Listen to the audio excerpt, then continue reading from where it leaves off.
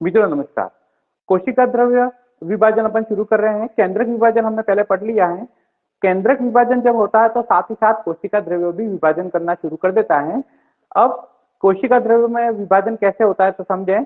पादप कोशिका और जंतु कोशिका में विभाजन, कोशिका द्रव्य विभाजन के कुछ तरीके अलग हैं। तो इस प्रकार कोशिका द्रव्य विभाजन को मुख्य रूप से दो भागों में बांटा गया है, मतलब दो विधियों द्वारा होता है।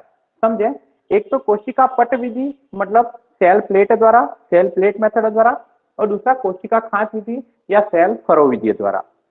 तो सेल फरो विधि क्या है और सेल प्लेट विधि क्या है समझे आप। कोशिका पट विधि द्वारा या सेल प्लेट विधि द्वारा कोशिका द्रव्य विभाजन पादप कोशिका में होता है। अब पादप कोशिका में भित्ति का निर्माण बीच में कैसे होता है तो समझें। हमारे पास एक कोशिका है जिसमें दो केंद्रक हैं। दोनों केंद्रों के मध्य कोशिका द्रव्य के अंदर कुछ निर्जीव पदार्थ होते हैं। अब ये निर्जीव पदार्थ कौन से होते हैं समझें। एंडोप्लाज्मिक रेटिकुलम, गोल्जिका और तरकु तंतु, इनके कुछ सूक्ष्म तंतु होते हैं जो सूक्ष्म छोटे छोटे टुकड़े होते हैं। ये इन टुकड़ों को सामूहिक रूप से फ्रेगमोप्लास्ट कहते हैं।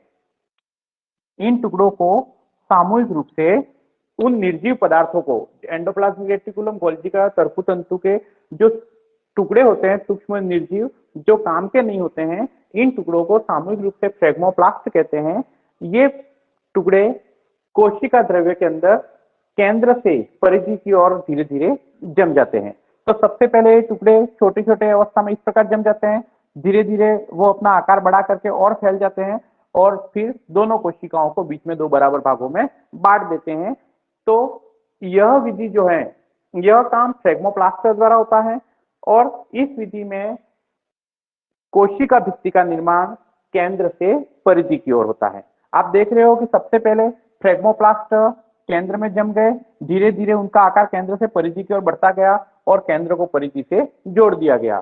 तो कोशिका, पादप कोशिका में कोशिका पट विधि का निर्माण केंद्र से परिधि की ओर होता है और यह कार्य फ्रेगमोप्लास्ट द्वारा होता है। तो आपको विधि का नाम फ्रेगमोप्लास्ट क्या है और यह किस प्रकार कोशिका भित्ति का निर्माण करता है, तीनों चीजें याद रखनी है। जंतु कोशिका में क्या होता है देखना। दूसरी विधि है कोशिका खांच विधि मतलब सेल फेरो मेथड। इस विधि द्वारा कोशिका द्रव्य का विभाजन जंतु कोशिका में होता है। जंतु कोशिका में क्या होता है समझें। जंतु कोशिका में दो विशेष प्रकार के प्रोटीन पाए जाते हैं जिसका नाम है एक्टिन और मायोसिन प्रोटीन। ये एक्टिन और मायोसिन प्रोटीन के जो सूक्ष्म तंतु होता है, यह सूक्ष्म तंतु कोशिका के चारों ओर एक सूक्ष्म वलय का निर्माण कर देते हैं।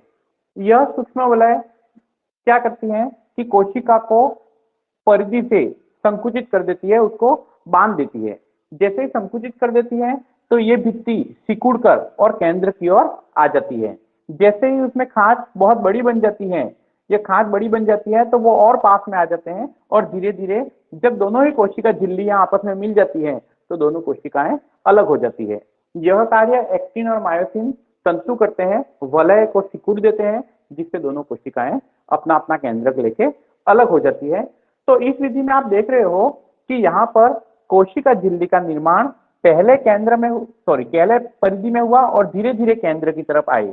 तो जंतु कोशिका में कोशिका खांच विधि द्वारा जब कोशिका झिल्ली का निर्माण होता है तो एक्टिन और मायोसिन तंतु के द्वारा होता है और यह कार्य परिधि से केंद्र की ओर होता है, जबकि यहाँ पर केंद्र से परिधि की ओर होता है। तो यहाँ पर भी आपको तीन चीजें याद रखनी है।